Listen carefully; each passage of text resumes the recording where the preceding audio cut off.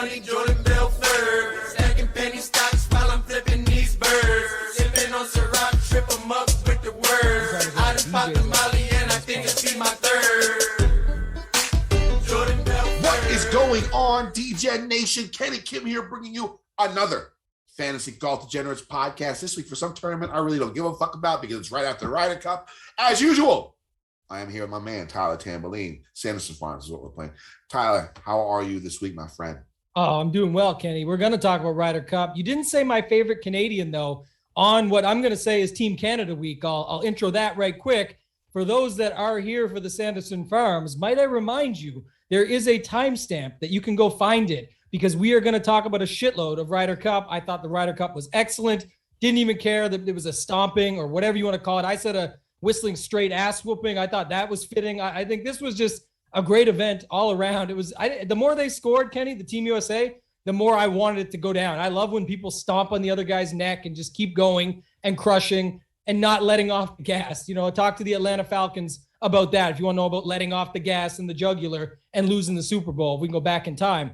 Before we get into it, want to remind everyone very quickly, we are brought to you and presented by DraftKings.com. There'll be a great promo later, another what I love to call free money promos that you guys can check out. And we are most certainly on Sanderson Farms Week, which I have no idea why they play this event right after the Ryder Cup or anything close to this event's quality after the Ryder Cup. We'll talk about that in a second too, my thoughts on that. But you can go over to Fantasy National, fantasynational.com/FGD, get yourself 20% off your first payment.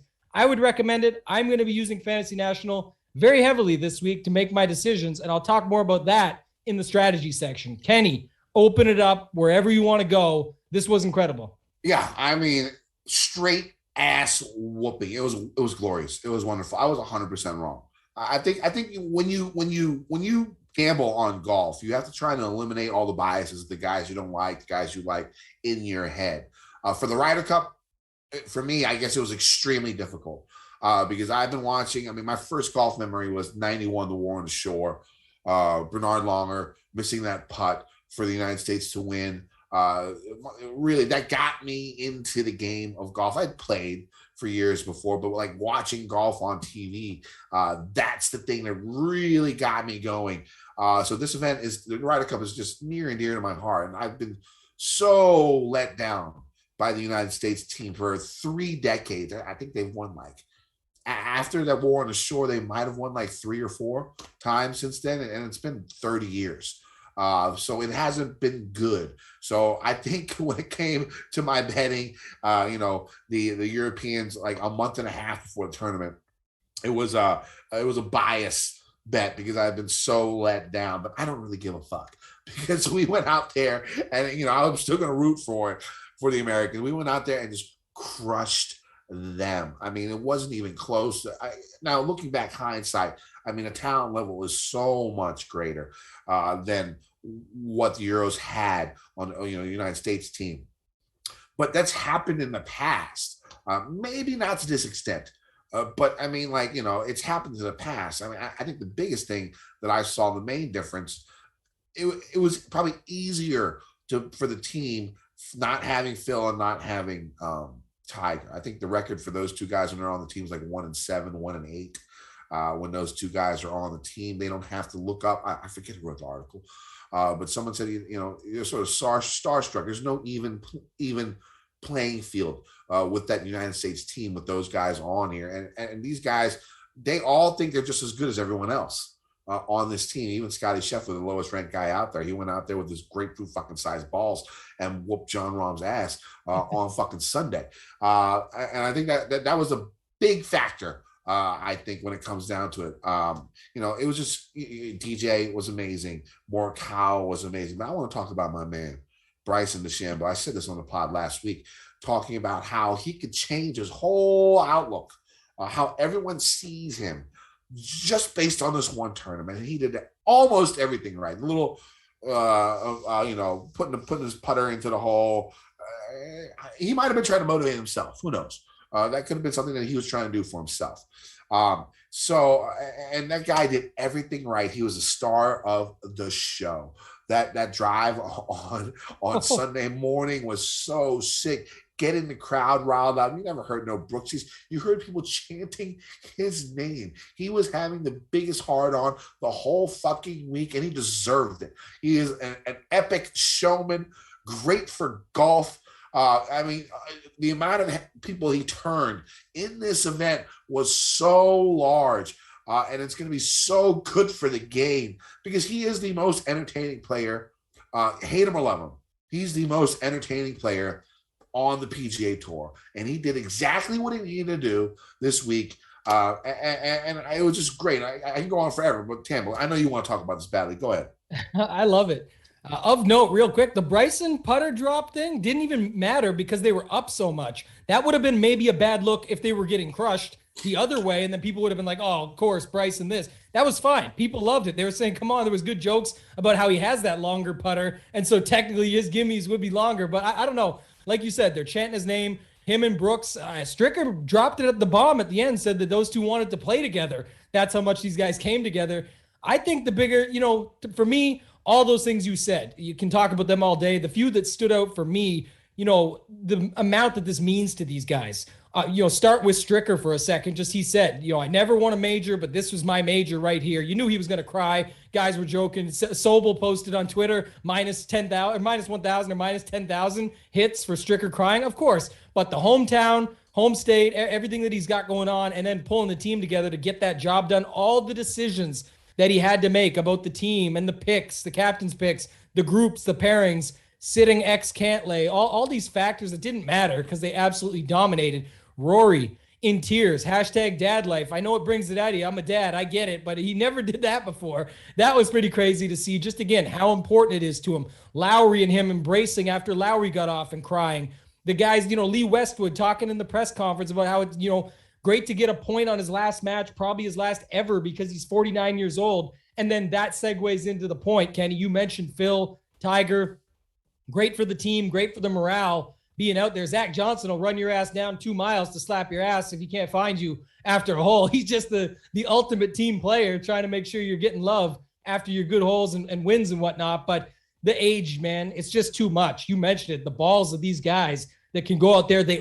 It's such a competition. And it gets talked about all the time that they only do this once every couple of years and team event versus individual. And can the U.S. team, how many times they heard this? Can the U.S. team put their egos aside and come together? But the fact that they're so young, hanging out, Cantlay and X were in Napa a couple of weeks ago drinking wine. No, not playing in the tournament that we just watched back there. They were out there drinking wine, having a good time, having fun.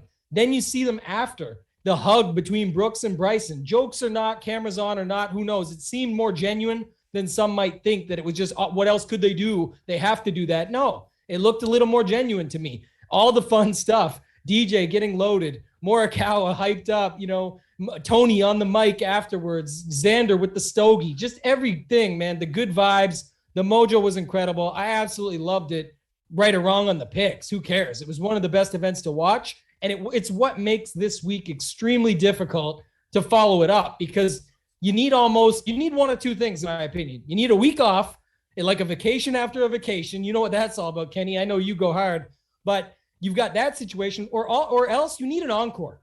There needs to be some sort of event or way that they could put together a mini, maybe all the guys, they should almost have to announce some alternates for the Ryder Cup. And it's just unfortunate they don't get in, but they feel pride in that they were on the alternate team. But don't worry, you get to go out the week after, and we're going to run it back in a mini Ryder Cup encore where it's the best 5 or 6, so it may be a 6-on-6 instead of a 12-on-12, and it's the 6 alternates versus the 6 alternates, and that's where they can breed their pool from for the future to keep the motivation there. And every 2 years, you got it coming back. I don't know what you think about that, but I would love that versus the Sanderson Farms right now. You could do like a super Ryder Cup where the winning team from the year before gets to sit out the first week. And then like the international team and like the American team would have had to battle it out, this past week, and the winning team goes up against the Euros again. Give them a week off and then go, just a week to chill, and then another one, Super Bowl break, the championship games and then the Super Bowl or something like that. That would be great. Yeah. I do want to talk about Steve Stricker. The guy made every right decision. The way the course was set up was absolutely perfect for the United States team. You think about the short par fours, where guys can pound it down there with the driver, get it up and down. A lot of drivable par fours. I mean, you saw what Morikawa had that one. Bryson had that one, of course. Morikawa seems like the drivable par four god out there. The guy just does amazing things on these drivable par fours. The par fives, which the United States dominated on, doubled up basically the Euros when it came to scoring. They made them long enough where some Euros would have a tough time reaching into, and they made it short enough where the majority of the Americans could reach it into. You got to think. I mean, at the end, Stricker sort of played it down about being a captain again, but I think he has one of the worst beatdowns in President's Cup history. In 2017, and the biggest beatdown since 1979 in the Ryder Cup. He's a combined 38-20 is his match record as a captain during the President's Cup and the Ryder Cup. You run his ass back. If the Ryder, they say they're going to go, they have a set plan. Fuck that shit. If you want to win the Ryder Cup, you run Steve Stricker's ass back and do the same thing. Like the way he did, he talked to his players. He was like, he knew that they didn't like all the crazy shit that they had to do before the event. It was draining. All the dinners, all the motivational speeches, all that bullshit. This team didn't fucking need it. You know what I'm saying? And he went with that. It was incredibly smart by him for doing that. Keeping everything low key. I mean, you got to admit, before the event started, the Europeans won the whole social media game. I mean, they were putting out great shit out there, to get their team motivated. And we're like, what the fuck is Steve doing? He didn't even do shit. He didn't do nothing. And it worked out amazing. Another thing I want to talk about, Rory McIlroy. All right, so Rory, his little interview at the end was amazing. The guy is the best fit to be the head ambassador of this game. I think that the part that I liked the best was when he was crying and talking about he said little boys and little girls. He brought up the Solheim Cup. I mean, that's just so smart for him. I don't think it was planned. It wasn't. It's just who he is. Especially in this day and age, if we really want to grow the game, we got to get the women to come out and play, because they play and they watch. That's what's going to happen. You play, you watch. So incredibly great stuff in that interview by Rory. But in my opinion, is Rory a top 10 player in the world anymore? Is he elite anymore? I don't know. 3-7 record in his last 10 Ryder Cup events, no majors since 2014, sitting outside the top 10 in the world golf rankings right now. I think, and it's weird because he's 32. This should be his prime, usually like early 30s or when the golfers now, I mean, at least in the past, now these young bucks come out and just win immediately. But like 32 is usually a time when you start going out and you know exactly what to do. You're out there contending for majors, and he just doesn't do that anymore. I think he's a great ambassador for the game, but that ambassadorship can only go so long if he doesn't play that well. So I think he needs to go out there and start doing his thing, because he is not the Rory of the past. He is not a dominant player anymore. What do you think about Rory? On some of those things, I agree. On others, I feel like you're talking about Ricky Fowler, because you're talking about like ambassador of the game. There's no better than Rory. The way he speaks, the way he's so open, the way he admits everything, even when he knows the vulnerability of him to say, remember with the Bryson, with the speed training, he was honest about everything. He's always honest. He tells it like it is, and he still does put up results. Majors are hard to win. 32 is his prime, and it should be doing better. The good news is two things. One, he's only 32. There is time. He just won the Wells Fargo, it feels like. He can win tournaments. I think Phil won his first at 32. Right, and DJ just got his second a year ago. Like, it's not easy to win. It's not over. Don't get me wrong. I'm not saying his career is over. No, I know. At this moment in time, I'm saying there's that to look at. He's not one of the world's best. For sure. And he's outside the top 10, and there's all the up and comers, but it's also, you got to remember, there is guys like Colin Morikawa now that are the reason they're winning too, is they're that good at 24. Rahm is going to be a mainstay forever. all these guys that we just watched whoop ass on that American team, and plus some of the guys on the other side and the up-and-comers like Hovland.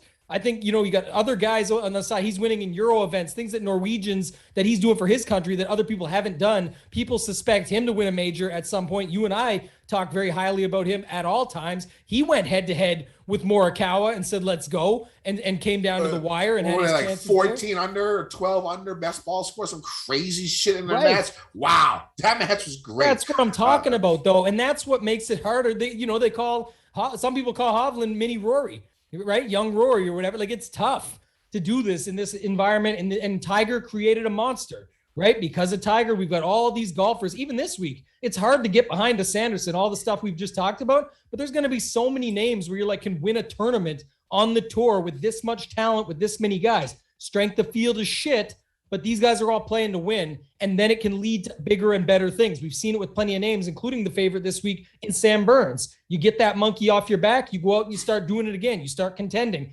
For Rory, it's tough, but at the same time, he's not Ricky. He hasn't fell off the planet. He's just is not as good as the Rory we ever suspected he would be, and still can be. But it's just so tough nowadays, Kenny, to get to this level that we're almost holding them that they should be at.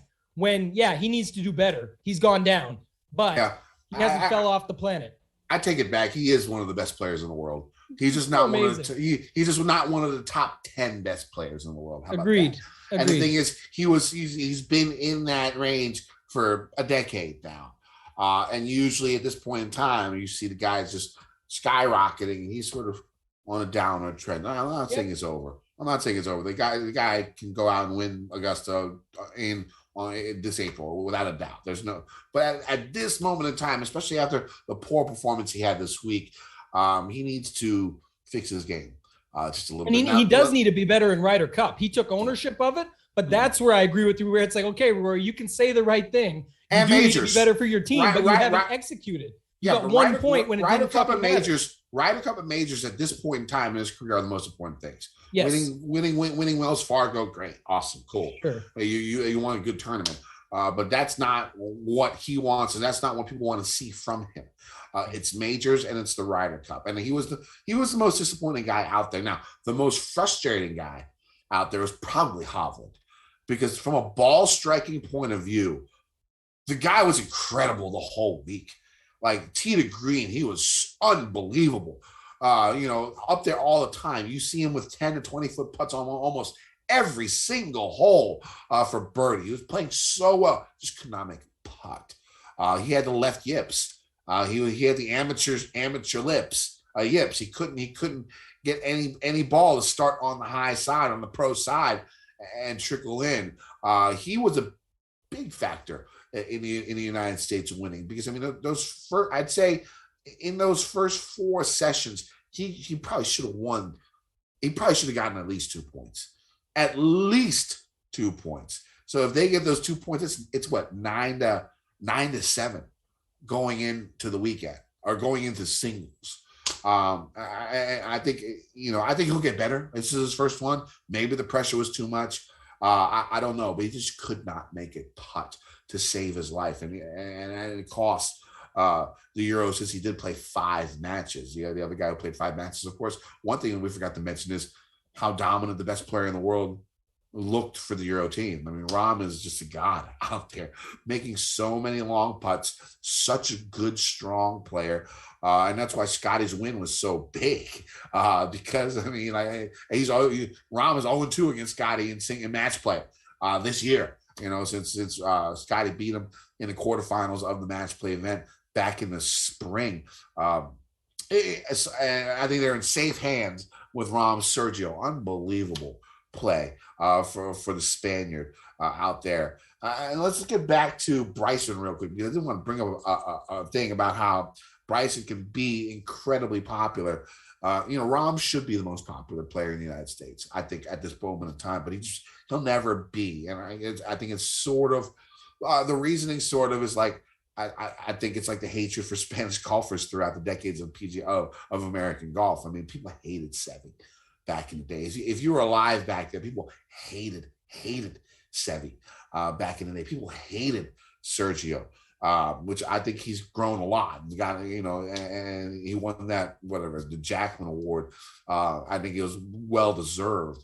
I think just the hate of the Spaniards in golf will never let Jon Rahm be the most popular player in the United States, even though he should be, because he is the best golfer in the world. I mean, if he goes out there and wins like 10 majors, that could change. Okay, that could change.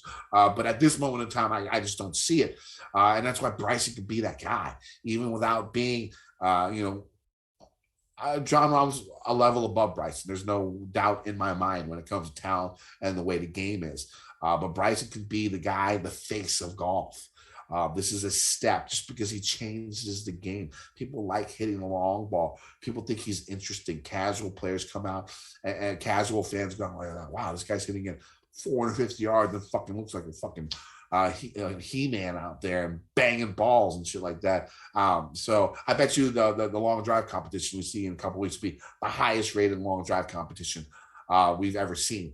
Wasn't it today? Isn't it like the day after the Ryder Cup? I thought it was like in 2 weeks. I don't know when it is. I don't know. I'm going to look it up as we speak, but I do agree with what you're saying. What about your boy, the man with the meatball mustache? He was right up there with Morikawa. He still had a great week, man, and right there again, playing great golf. Cantlay shows what the Ryder Cup does to people, because like beforehand, so he had an interview a little while ago talking about Tiger. And how amazed he was at how Cantlay was amazed at how Tiger would have that trance-like state before every shot. And then after the shot, Tiger would just erupt with all this crazy emotion. And Cantlay said he can do the trance part, but he can't get out of it in a match. That's why a lot of people think he's boring. And it makes sense because he's so focused on winning. He doesn't get out of that mind frame when he's on the golf course, and that specific type of view that he has when he's on the golf course has led him to be the FedEx Cup champion, 5-6 wins, whatever, and $15 million this past year, and being the 5th or 6th ranked golfer in the world. This is what it has done to him. Talent-wise, if you remember, I say this all the time, him and Spieth grew up together. I mean, he was supposed to be better than Spieth, and I think at this point in their careers, he is, maybe not with the portfolio, but the way they are currently playing right now. And for him to be able to break that trance, and show all that emotion, the serial killer vibe was over at the Ryder Cup. Mr. Spaghetti Mouth, he just did his thing out there. It was truly impressive. And him getting hype had to have gotten the United States team hype, because these guys play with each other all the time, and you never see any of the stuff Cantlay did on the golf course. Sort of like what David Duval did in '99. The worst fucking celebration of all time. Like he's on a fucking headbanger's ball out there after he makes that putt in those khakis that are 10 sizes too big for him and the ugliest shirt ever. But Duval was known as steady, no emotion, nothing out there. And then fucking he was doing this shit with his fucking fists up in the air, and the United States came back and Justin Leonard made that putt. And I think David Duval is one of the catalysts for that. I mean, the American fans see that, the captains see that, the guys in front of them, the guys behind them see that, and I'm like, holy shit, this guy's really fucking into it. I got to start playing for this guy. They were playing for each other, and it's a beautiful thing. Team sports, it's amazing because this sport is so individualized. To see these guys go out there and accept and be so accepting of this team atmosphere, it's so much fun to watch. You see different sides of guys, of golfers. I love the Ryder Cup. It's such a different animal, and you talk about something, and I got to talk about the fans. You got to do what? You talk about something, and I'll talk about the fans afterwards. I feel like I'm talking forever. No, just keep talking. I'm loving it. I'm okay with you. I love the Ryder Cup too, but there's only so much we could say. So we could go on a whole show for this. We definitely will get to Sanderson Farms, but go ahead, talk about the fans. Yeah, like I said, there is go to the timestamps. Just if you want to go timestamps are your keys. Go ahead. Now let's talk about the fans, the European fans. The European fans hated the booing. Here's the thing, like, if you go to an event with 25,000 people and 1% of the fan base is jackasses, it's only like 250 people. those 250 people can be loud and idiotic. There's no doubt about that. And to generalize American fans, as so many of the European fans did online, wherever, on Sky Sports, talking about how it's a disgrace, shouldn't be part of the game, blah, blah, blah. It's like 1%, people. It's like 1%. And in this type of event, if you didn't have that type of the atmosphere, the Ryder Cup wouldn't be what the fuck the Ryder Cup is.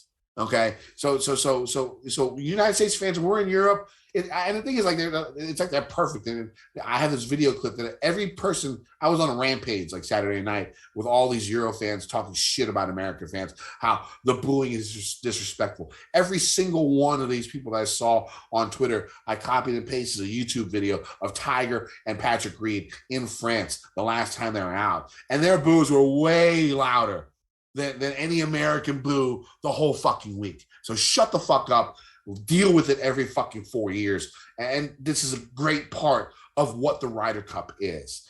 Now, granted, people across the pond, I love you. This is going to be like just a minute blurb where I'm railing on you guys. But we do love all of our listeners across the pond. But fucking deal with it for 4 years, okay? It's not that big of a fucking deal. All right. These guys are so pampered and perceive the whole fucking other 51 weeks of the year. Let them deal with this shit. When we go to America, when we go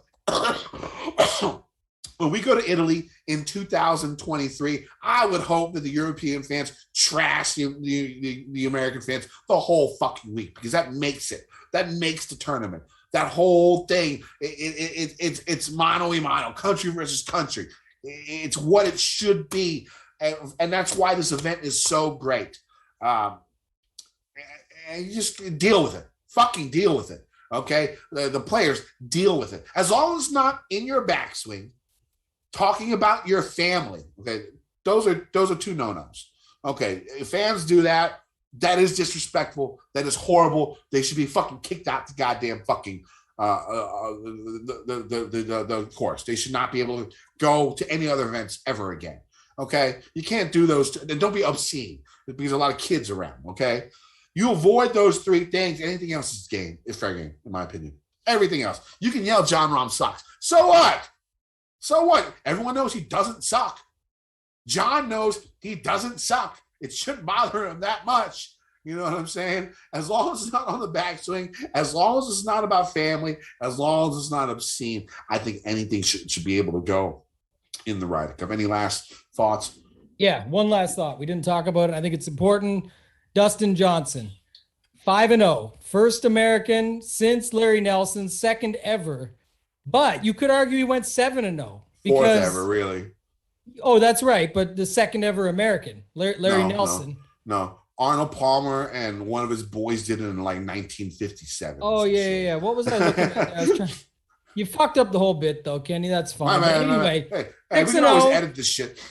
6-0 when Paulina came out, because I seen Larry Nelson's woman in 1979, Gail. She wasn't looking that good. She had like a Bryson beret and some gloves on, but she was no Paulina. So 6-0, and then 7-0 in the press conference, because he was absolutely dialed in, ready to go. How much of the champagne did he have? I don't know, but it was plenty enough. And he talked more in that press conference. I know it's been said, but he definitely talked more in that press conference than pretty much any other time he's ever talked on television combined about anything. So I personally loved it. I thought it was great. All the funny little things back and forth. Absolutely. Next question. Like he said, he can party. Asking DJ if he can party. This man had to leave the tour for 6 months for doing blow. Like he's good to go, I think. So asking him is crazy, but I don't know. I thought he was incredible. Any other thoughts on DJ? I don't know. I don't know how easy it is to find blow in Sheboygan, Wisconsin, but I'm pretty sure he fucking found it. Paulina, talking about Paulina. This is sort of off topic, but like white pants, they just do it for me. Like I'll ask ugly women out if they're wearing white pants. I mean, something about those tight white pants. God, she was looking good. There's no fucking doubt about that. She was looking good. It is off topic, but that's a crazy story. My wife, who I've been with for many years, that was the white pants are what got me. That's what started it all, the white pants. So for the three women to listen to the show, first off, I apologize tremendously about my behavior. Secondly, wear white pants if you're single. Wear white pants. I'm a fan. I'm a fan. I don't know who's not a fan. I don't give a fuck if it's before Labor Day, after Labor Day, Christmas. I don't give a fuck. Wear some white pants because them shits look good. Yeah, all right. It was the first American since Larry Nelson in 1979. Yeah, Molinari did it last time out. 2018, So there's 5 guys who did it. DJ was incredible. Just looking back, I didn't think, his form wasn't that great. He's been below average at Ryder Cups. Kyle was coming off injury concerns, no form. Didn't fucking matter. It mattered for my DFS lineups. Yeah. But other than that, it didn't fucking matter because they came out and just stomped people all fucking day. Kyle, how good were the top 3 in the world? It was incredible. How and good they call were those DJ 3 guys? the elder statesman. I love that they have to call him that. That's what he is, though. But it's just perfect. How, as the elder statesman, do you think you can keep up with these guys tonight, stamina-wise? Yeah. I love it. Pretty incredible stuff. Literally, we could do a whole show about that. I feel like I don't even know how long it's been. It's probably been half an hour. So let's go ahead and move on. We didn't do a listener league last week, so let's go ahead and let's talk about the Sanderson Farms. The Country Club of Jackson, 74,500 or 74,050 yard, par 72, traditional 4 par 3s and 4 par 4s. 74,000 yards. Oh, my bad. 7,450. Here's the thing. The whole week during the Ryder Cup, I barely got any sleep because I was hammered. I didn't shower. I didn't change my clothes. It was sort of like a superstition type thing. After we went up, 6-2 in the first day, I was like, man, I'm not going to shower. And then we were up, 11-6 after the second day. We're whooping that ass. I can't change anything. I was literally, I smelled so bad it bothered me. You know what I'm saying? You know when you smell bad enough where it bothers yourself?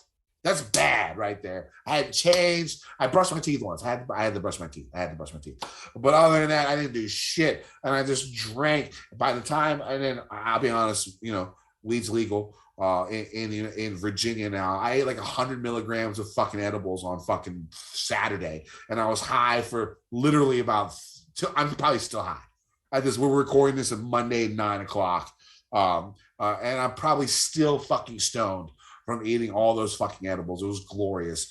It was great. And so my mind is still not 100%. I do think we need to take a week or 2 off after the Ryder Cup just to clear people's heads and shit, because I'm still not 100% after the week. Work was extremely tough this afternoon and this morning. All right, anyways. Country Club of Jackson, 7,450 yard par 72, traditional 4 par 3s, 4 par 5s. Par 5s aren't automatic birdie holes. The birdie rate on the 4 par 5s are usually bottom 15 for courses on tour each year. 3 of them are pretty long, 584, 590, 615, and the par 5 11th is 554, but there's a giant pond in front of the green, leading, many to lay up on the second shot. Now, with the length and talent of many of these golfers, I'm sure people will go for it. But again, it's not that easy on the par 5. So, in my opinion, this is one of the rare courses with 4 par 5s where scoring needs to come from the par 4s. 7 of the 10 par 4s are under 450 yards, including a drivable par 4 15th. And Morikawa was playing, he'd hit that to about 3 feet every day and shoot -8 on those 4 days on that par 4. Golfers need to take advantage of these short par 4s to contend. 2 of the par 3s in the course are over 200. And par is always a good score on par 3s on the PGA Tour. Off the tee, golfers are going to see slightly above average with tree-lined fairways, bunkers, garden, landing zones. The trees aren't dense, so even if golfers hit it into the trees, it's possible they'll still have a shot onto the green. There aren't too many dog legs, and the Bermuda rough is only around 2 inches. Now, Bermuda rough can be, sort of difficult to hit out of, no matter the lengths, because sometimes it just depends on how the ball can sometimes just sit down in that rough and make it difficult.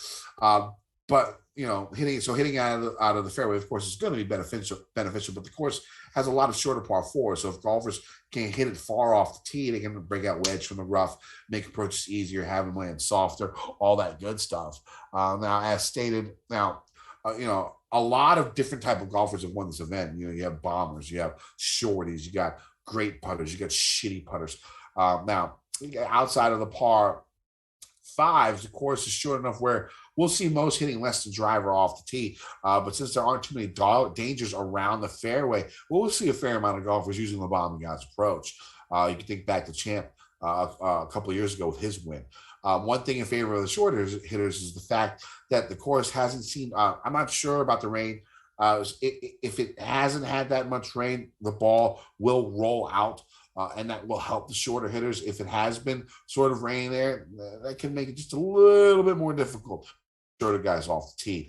Now, on approach shots, golfers see above average size elevated greens with bunkers, water, and runoff areas guarding the putting surface. The greens have a bit of slope and undulation, and missing the greens will lead to tough up and downs from below the hole or from the green side bunkers.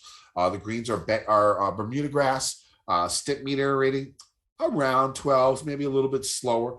Even with so we'll see how it goes. The weather definitely plays a factor here. If it's dry, even if it's dry out there, the greens should still be receptive. I mean, this is sort of like Silverado that you saw a couple weeks ago. You're not going to see like crazy like 23 under par on this course. The only main difference is, these greens are a bit more receptive than it comes to than Silverado was a couple weeks ago. Tambo, what are you looking for in golfers this week?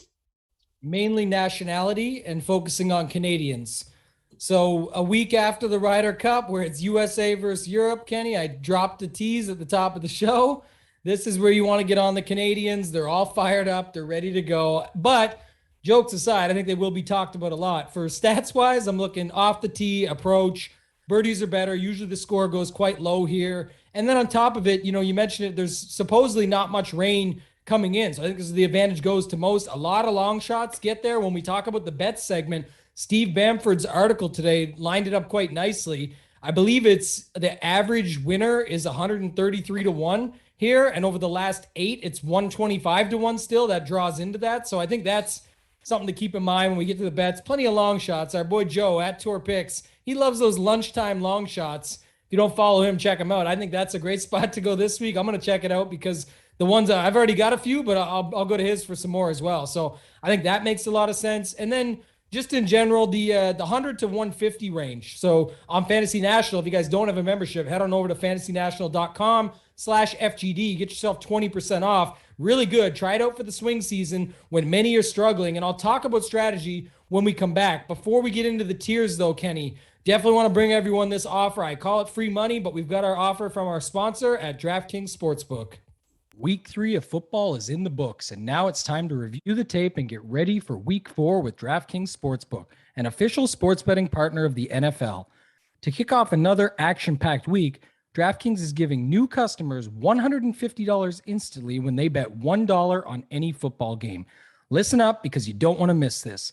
Head on over to the DraftKings Sportsbook app now, place a bet of $1 on any Week 1 game to receive $150 in free bets instantly. If Sportsbook is not yet available in your state, DraftKings still has huge cash prizes up for grabs all season long with their daily fantasy contests. DraftKings is giving all new customers a free shot at millions of dollars in total prizes with their first deposit. Download the DraftKings Sportsbook app now. Use promo code FGD to receive $150 in free bets when you place a $1 bet on any football game. That's promo code FGD this week at DraftKings Sportsbook, an official sports betting partner of the NFL. Must be 21 or older, NJIN or PA only, new customers only, minimum $5 deposit and $1 wager required, one per customer, restrictions apply. See DraftKings.com/sportsbook for details. Gambling problem? Call 1-800-GAMBLER or in Indiana, 1-800-9-WITH-IT. All right, so let's get to these tiers. Let's start off in the 10K range. We have Corey Connors all the way up to Sam Burns. How you going about it this week, Tambo? Yeah, Corey Connors is going to be popular for sure. He rates out well. If you go to Fantasy National, he rates out extremely well if you're punching in any of the stats that we looked at, Kenny. But I do think he sets up well, and I think the price is fair. Got to remember, guys, we're in swing season. When that happens, a lot of these prices look a little bit out of control. Like, how can this guy be this much? Well, they have to price them at something. Remember that we're all playing the same game. Everyone's playing with those same price points. So keep that in mind when building lineups. I think Corey Connors is a good play regardless. If you look at the stats, Kenny, everything across the board looks solid. Just ball striking in general. solid driver off the tee. The game we talked about from 100 to 150, he's one of the best inside the 9,000 and up range, and it's really not even close. So I think that makes a lot of sense. Can make a lot of birdies, scores well on DK. He's the obvious. I think you've got Sungjae there. And then the fact that Mito is underneath him, I know we're not into the 9K range yet, but he's going to get a lot of love. So it's not to say Corey Connors will go low owned. Don't get me the wrong way here. I'm saying that that's where it will at least alleviate some of him being 40% or 35 or something silly that we don't often see, except the possibility in something like swing season. One thing I wanted to bring up earlier, Kenny, and I'll get your thoughts, and you can talk about other guys up here. There's Willie Z, who I also like, Connors. That's sort of the three I'm on. Burns is expensive, but if people don't play him, you could make some sense out of it. But one thing for me is that at the Fortinet a couple weeks ago, and this is kind of similar. It's a similar type of event, similar type course. There's a lot of similarities you could bring from it. But a lot of these diamonds in the rough that people want to play bring you sort of off just playing the guys that you think are good plays. And you worry too much about these other things. And you try, I need to get 10% of this guy, 10% of that guy. And when you're, a couple of weeks ago, it was what John Augenstein was 6th place, and people had him, but he was so low owned, but nobody was taking heavy shares of him really. And that's the problem. If you can't just play every diamond in the rough and say, oh, but this guy's going to be good. This guy was a graduate. This guy was this. Then you've got 5 to 10% of all of them, and you need to get on one of them. If you're going to go with it, have them get there like he did, and then have enough variations of that guy. So I didn't bring up strategy earlier when I talked about the stats, but that's one of the things I'm going to try and dial in this week. Play my pool, play the guys I like, make sure I've got some lower ownership to get some leverage built into the lineup, but not try and play every graduate or guy that I've heard of that maybe others haven't, and do it that way to be a little bit different this week. I think when it comes down to lower price golfers for that type of strategy, I don't have a problem spreading the wealth. Like 6K golfers, I don't know. I don't have the balls to play 30, 40% of John Augustine this week. I think when it comes down to those type of plays, I try to never be below 10%. The 10% and up is always, because it's very rare in the 6K range, especially, to have a golfer that's going to be over 10% owned.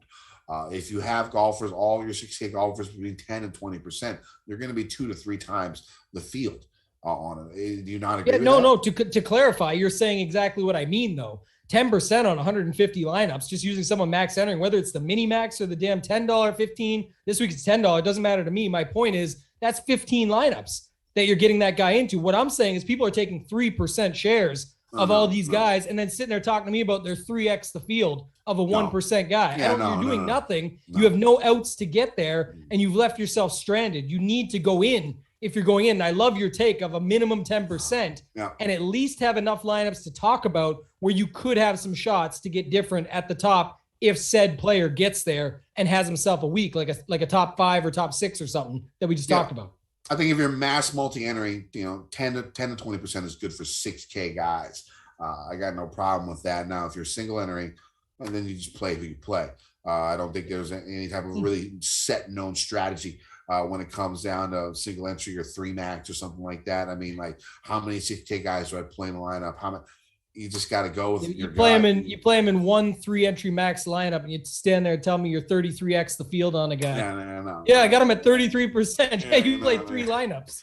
Anyway, it's not like a 150 versus 3 max conversation that I'm making fun of. I'm just saying, don't talk about ownership in your pool when you're playing 3 max. It's like you took them 2 out of 3. Say that's fine. But it's like when people call their kid 27 months old. I'm like, nah, your kid is 2 years old and changed. Like, he's not 27 months. You don't need to call him that. That's what it's saying when you're sitting there talking about 3 max percentages of what you are versus the field or what percentage you had. You played single entry and that's it this week. You had 100% of everybody.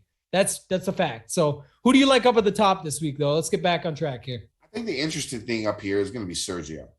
Single digit owned, do you think, coming off the Ryder Cup?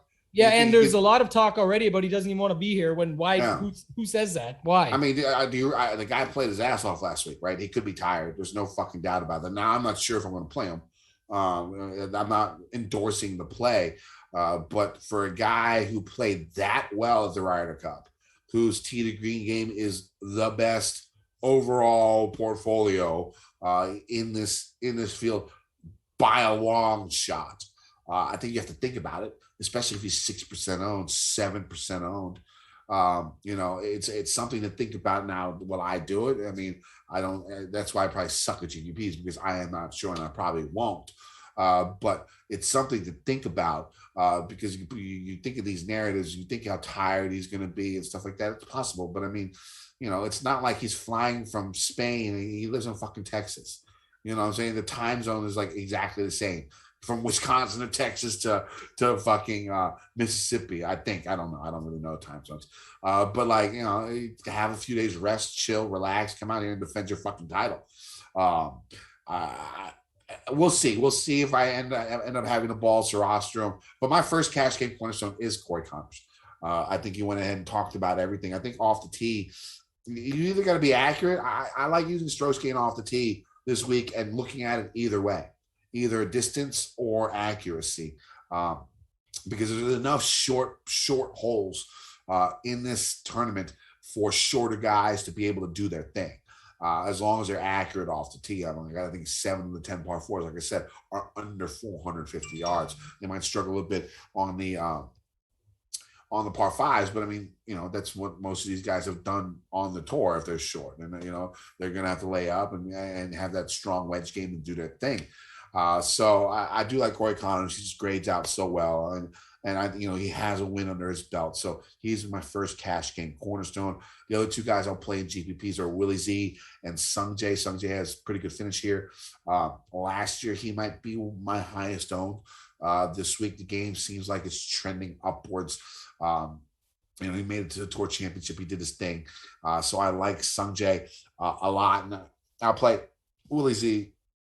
Again, now, Willie Z and Burns, it's another decision that people will have to make. I think Burns is going to be half the ownership of Zalatoris. I think the main reason for that is going to be because Burns hasn't played in a while. You haven't seen him since the Tour Championship. It's been about 4 weeks since he's been out there, and that could lead people off of him. Again, if he's 10% owned or less, I mean, the guy's a great player, 2 wins last year. The guy can do his thing. And so, I mean, his putting has been immaculate. He crushes the par fives. He's really good on short par fours, top 10 in approach. In the last 50 rounds, Burns is top 10 in approach and top 10 in putting in this field. I might be talking myself into him right now instead of Willie Z, because I think you're going to get half the ownership. And I think and Burns, you obviously see the win equity is there. The guy was almost made the fucking Ryder Cup team, so I might have just talked myself while I'm talking this out into going Sam Burns over Willie Z, but we'll see how it goes as the week progresses. Again, my next cash game cornerstone in the next range is going to be Mayo.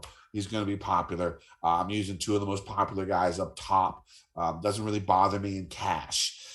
So, the guy's been playing, I don't know, what does he have, like 5 top 10s in his last 7, 8 events, including the Corn Ferry Tour. Really, really good in Silverado. The price seems, I know he's never won. I know he's a Corn Ferry guy, but the price seems fair for a guy that's been that dominant for the last 2 months. So I'm going to go ahead and have Mayo as my second cash game cornerstone. My third cash game cornerstone is going to be another guy in this 9K range. So what I'm doing this week is I'm going to have 3 studs and 1 punt. I'll still leave you 14,800 under the cap to fill out your lineup, but the punt play is going to be like a punt play, like Lucy, like, taking the ball out for Charlie Brown. I guess it's a field goal. But anyways, or like the Bears punting every fucking down they had yesterday. It's going to be a super punt play, but I like Charlie Hoffman as my third cash game cornerstone. Didn't perform as well as I thought he would have at Silverado. Still made a cut, still did his thing. The guy's been playing some of the best golf he's played in a long time. I think a win is going to happen, and I think the best place to do it would be in the fall, where the strength of the field isn't quite as strong. I think he has a top 10 finish here in the past. So I really like Charlie Hoffman. I mean, he's number 1 in my model, it's not even close. Number 1 in birdies are better game. Number 1 in strokes gain approach. Number 1 in DraftKings points. Number 1 in par 4 efficiency from 400 to 450 yards. Where, like I said, 6 of the par fours are going to be in that range. Second in par 5 scoring, fifth in strokes gained tee to green, fifth in strokes gained in par 4 and par 5 scoring, or par 4 scoring. I mean, the numbers are there. The form is there. I think a win is due. I think he's bettable. He is one of the favorites that I'm actually going to bet on this week. So I'm going high. Lots of top end guys in for my cash game cornerstones. For other picks, I'm going with the Koreans again this week. I like Siwoo. Looked really good at Silverado. You never really know with his ass. He can go out there and shoot 14 over par. It's just the risk you're going to have to take with Siwoo, but I do like him. The upside is strong with him. We all know that. And that's probably it. I was thinking about Keegan Bradley. He's already getting a lot of love. If he gets a lot of love, I don't think I'm just going to avoid him. Yeah, I'm just going to do the opposite because that's what everyone's going to say and do. And a lot of love might be 18%? Like that's the thing. So I like him. All his numbers, everything you talked about Hoffman is definitely a cheaper version. And I like Hoffman. I'm on Hoffman this week for sure. But I'm saying Hoffman is basically the same stats. Keegan has almost the same stats as him across the board entirely. Like it just looks almost identical to me. So I like that. Mito is very popular. And I know that from a betting perspective. I had him at the each way at the Fortinet. I got him at the 90-1 top 5 each way. I liked hitting that, but he should have won. So it's hard to go away from him. It's funny you brought up the Koreans. So we are basically encoring the Ryder Cup by playing the President's Cup at the Sanderson Farms. I like the Canadians. You like the Koreans. We can mix and match and meld and make it go all together. I like Siwoo. Talked about this last time out, and you and I mentioned it about how he's so boom or bust, but you have to almost be on him because it's almost like Max Homa. Speaking of the winner of the Fortinet Championship is Max Homa. When they boom, they really boom. When they bust, but those lineups were dead anyway, but you need to kind of have that balance, right? That's the thing. So I like in this range, Mito, Keegan, Siwoo, and Hoffman. That's pretty much it for here. Any thoughts on HV3? He was the only other one I was kind of considering, but do you like him at all? He's been playing pretty good golf. He's been having some solid finishes out there. I do not hate the play. When it comes down to it, the guy's been he's finished 16th, 12th, 11th in his last 3, and the 12th and 11th were at the BMW and the Northern Trust. He had another top 15 at the John Deere. I thought it was the Open Championship. Sorry. But, the putting on Bermuda, not really his strength. He's not on my pool. Keep an eye, though, because he's the guy. You mentioned the Keegan Bradley ownership thing. I feel that same way about Varner. I don't just fade because of ownership, but it always feels like it goes bad whenever he picks up ownership. And like I said, there's a lot of guys in this range you could play that I already talked about. And because that's the case, there will be some ownership that's dispersed naturally. And then also because guys might not want to pay $11K or $10,800 or $10,300 for the Burns, Zalatoris, Ims, or Sergio is flying all the way from Whistling Straits course over here. Like they act like he's coming from across the world or something, and you can't play him because of that. Like you do have to admit the Ryder Cup is draining. Oh, it would be for sure. And taking the L is even more draining. I get it. I'm just saying it's golf. Anything can happen. If he goes out, imagine the motivation if he goes out in his first round leader. He's not just going to give up and fall apart on day 2. It's just going to be the adrenaline that drives him. So I'm not heavy on him. I'm just giving an example, though, of why this range might be a little bit more popular. But I do agree with you. Taking an L especially can be very draining. Talk about this 8K range, Kenny. What do you got from Streelman down to your boy, Doug Gim? Yeah, I like Streelman up top. I mean, the guy, he's, again, another guy who's been playing pretty consistent golf for a long while now. I'd say a few months. He's out there doing his thing, lots of birdies, good with his approaches, good on par 4s, good on short par 4s. I like Streelman this week. I think Ortiz might be overlooked because stat-wise, he's just not going to pop in the model, but this is the fall. He plays well in the fall. He got his win last year in the fall. I think as a pure talent golfer, he's way up there in talent. I think people underestimate his skill. I do like Carlos Ortiz. If Aaron Wise can putt, everything else looks great for him. And we've seen really shitty putters do pretty damn good here. I mean, I'm looking at fucking Champ, and I'm looking at fucking Sergio the last 2 years, or 2 out of the last 3 years. Munoz ain't really a good putter either. So I think Wise has a chance down here. Those are probably my three favorites. What about you? Yeah, I've only got 7 guys from 9K and up that I talked about. So, and that I'm in on. So if you as of now, at least if you go here from 8,900 down, there is a few that I like. I'm with you on Streelman. I'm a Seamus Power fan. I think he makes a lot of sense. I think sometimes he goes overlooked because people might not know about him enough, but clearly they should. Got his W, got his thing going on over here. I think if you look at his stats, even just on Fantasy National, he will pop. But because Streelman, Grillo, some people want to play their Wolves and their Woodlands and all those plays that, he might go a little bit overlooked here. So I like Seamus Power. I think Grillo and Ortiz are similar type golfers. So the 4 at the top for sure.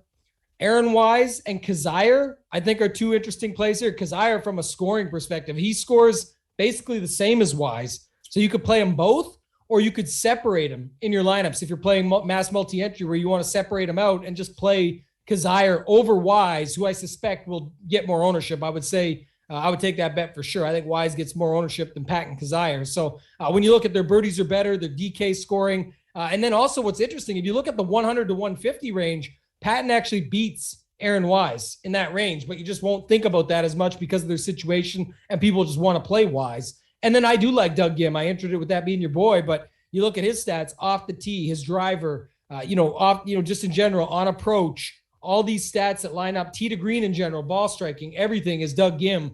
It's all about whether he gets hot or not, but at 8K, it's priced in to take that risk on. So I definitely still like Doug Gim there at the bottom. Go ahead into the 7K range, Tambo. Yeah, I'll go through pretty much all of it, I think, just because I don't have enough to talk about. I'm going to play these guys mixed in. I don't love the 6K range this week, Kenny. So Bramlett, hop right back on the Bram wagon, as they like to say. So I'll be back in on that. Taylor Pendrith, you knew I was going to bring him up. So going back to Taylor Pendrith here, Ches Reavie, I believe somebody said looks too cheap. I'm going to go with him at that price. I do like Ches Reavie at that price. Producer Matt, Patrick Rogers, definitely like him. I know that my guy Noto always says don't play him on Bermuda, but man, he looked good last time. He's looked good the last couple times out to get his card back at the Korn Ferry Tour Championship last time out. He's looked good. Chris Kirk, Luke List, both at 7,500. And then it gets slim for me, Kenny. I guess we'll stop there just so I don't name everybody at, in the range, but go ahead, talk about the upper 7K range, and then I'll round up the bottom with the last 3 or 4 guys I got. I do like Pendrith a lot. I think his length will help here. He's a good putter too. So long with good putting. I'm down with golfers like that. You'll see one of my favorites, Wyndham Clark, in the 6K range, sort of had that same build. So I do like Pendrith a bunch. I'm in on Ches. I think he's probably cash viable. He's been playing pretty decent here recently, and stat wise, he's really good. Wedges are really great. Approach game really, really strong. Tee to green, of course. One of his specialties, really accurate off the tee. I think you either need to be extremely accurate or you got to be very long on this course.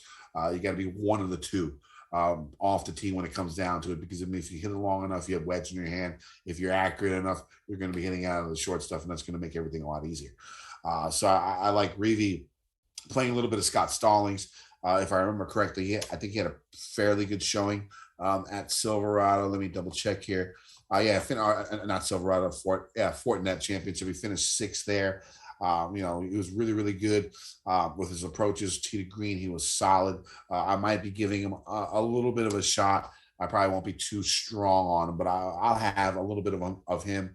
If you go down just a little bit more in this range, the bottom of the 7K range, I like Lipsky. I've said this before. He's one of the best par 5 scorers on the European Tour. Any course with 4 par 5s that we can get Lipsky on, I like him. So I will play Lipsky down here below. Probably one of my favorite plays is going to be Adam Svensson at $7,100. Tee to green, extremely solid, really good with from like 100 to 175 off the tee. He's strong.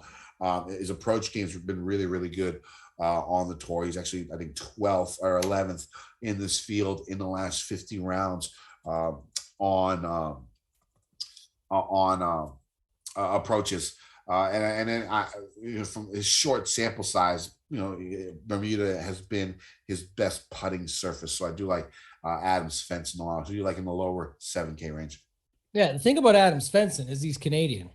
So that makes a lot of sense. You mentioned Pendrith. You've got Mackenzie Hughes, Nick Taylor, Adam Hadwin, Svensson, just a bunch of guys here in this range that are Canadian, and Roger Sloan. Don't forget him too. So a lot of Canadians out there that you can play this week that I think make a lot of sense just from a stats perspective, not because they're Canadian, but that does add up when you've got the bias. If you guys remember correctly, those that are longtime listeners of the show, you said you love Koreans, Kenny, and then didn't mention KH Lee, who is pretty good off the tee and can be accurate, can go out and get some upside for you. But I don't know if everyone remembers the KH Lee versus Adam Svensson bet that you and I had. I think it was 2 rounds in going into the weekend.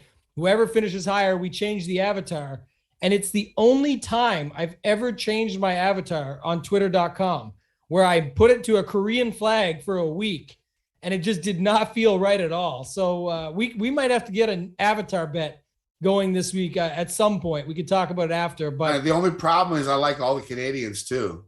So I don't know how we would do that because I'm a fan of the Canadians this week. It might have to be the ultimate. It might have to be Corey Connors and versus Siwoo Kim. Oh, Sungjae.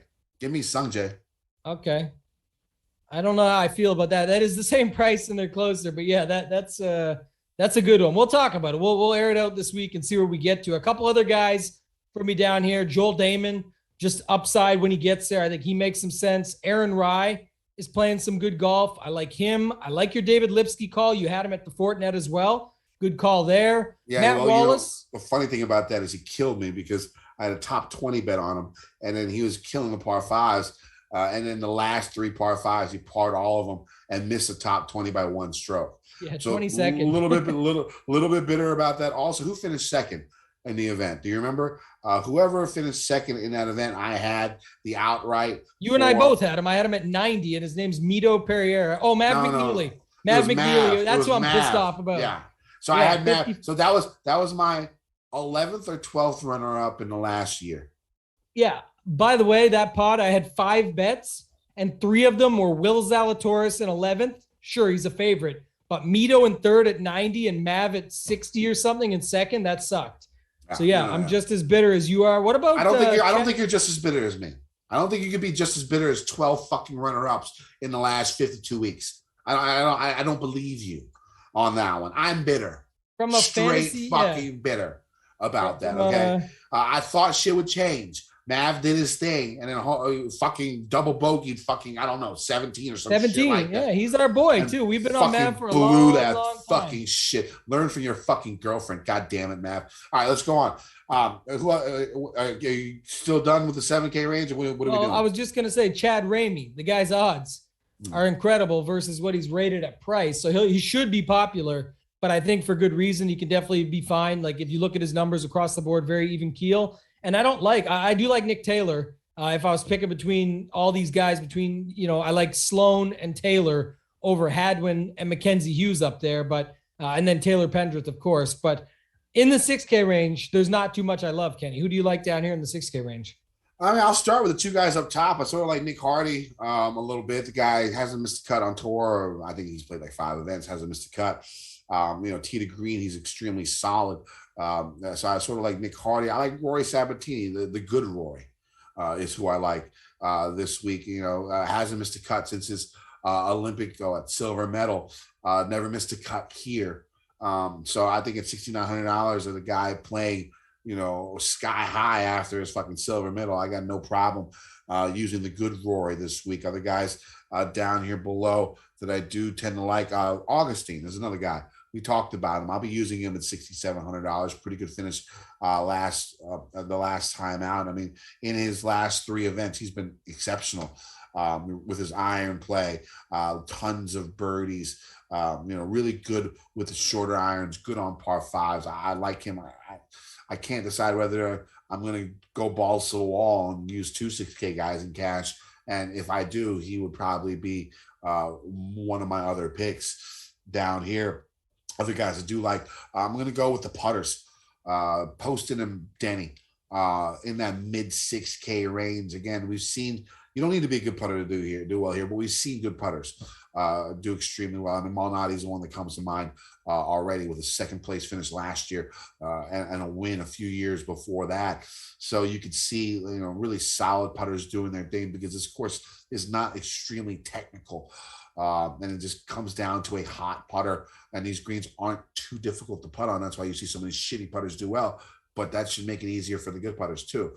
So I like those two guys in the mid-range. Again, another guy I talked about earlier, Wyndham Clark, 6,400. This type of game where you can just bomb it out there and make putts. That's what he does. I think he had a pretty good showing at the Fortinet. He was my last player in my player pool, and he saved me some dollars when it came down to it. Luckily, so I do like that. And then my last cash game cornerstone, I almost forgot, because he's so fucking low in the price. He's going to be Anirban Lahiri at 6,200. I think he's made 4 of his last cuts. He had the top 10 at a Corn Ferry Tour event here recently. He's never missed a cut here, I think in 3 tries in his last 12 rounds. He's 7th in DraftKings points, 7th in strokes gained off the tee, 14th in strokes gained tee to green in the last 12 rounds in this field.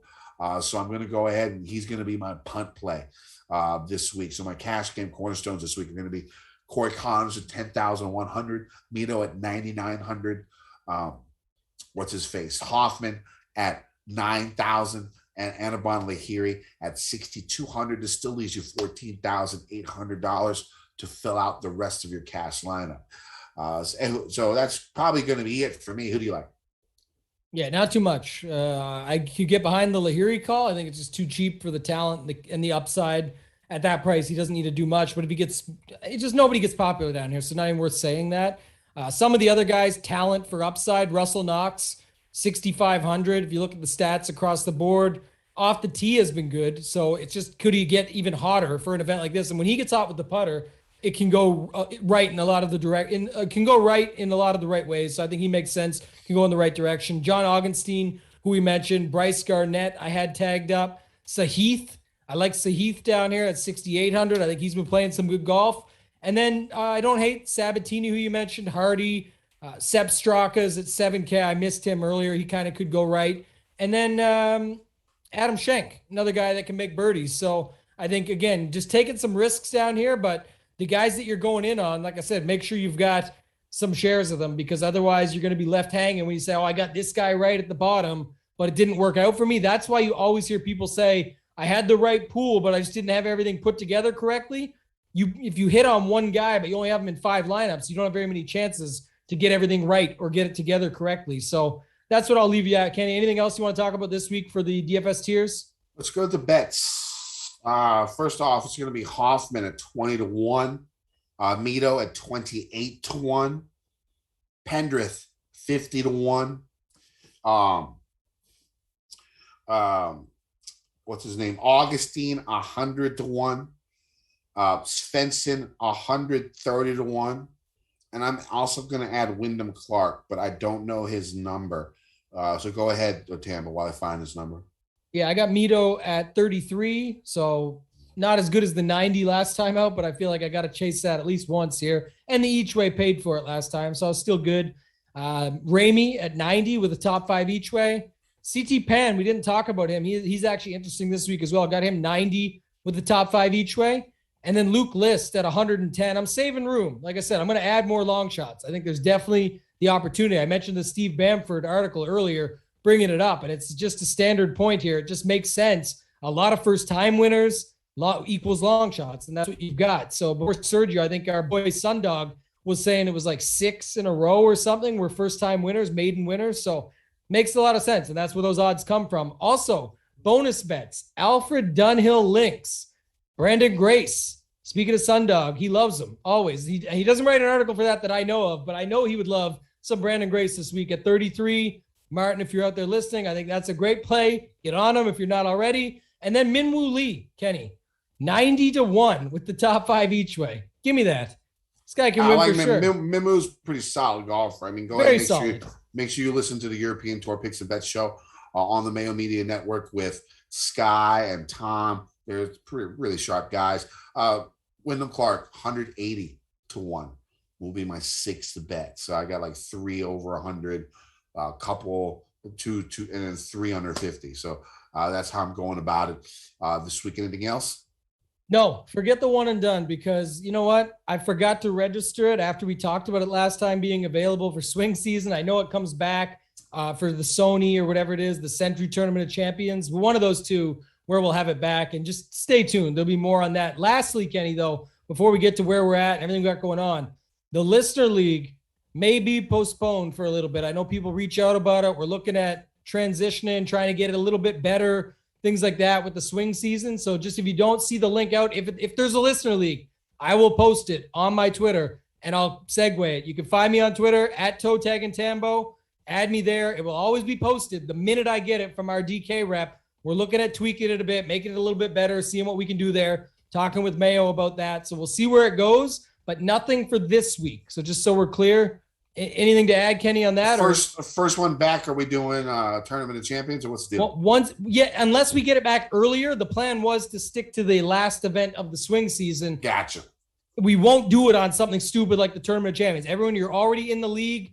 Everyone that's ever won a Listener League is in there. I know for a fact because I add them and then they respond and I make sure I get confirmation. So we're good on that. We'll keep you in the loop on what's going on there.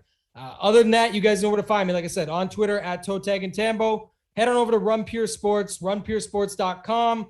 Join me there. I've got a lot of NFL content going. We're into the double mix now. So I'm doing a show basically every day between NFL and PGA. We've got the PGA Wednesday night show where I'm able to go through it with guys on there that you guys can get my final thoughts, my exposures, where I'm at completely. You can find me in the Discord over there. And then a lot of NFL content throughout the week between all the guys over at Run Pure Sports. Use promo code DGEN50. Get yourself set up with 50% off your first payment.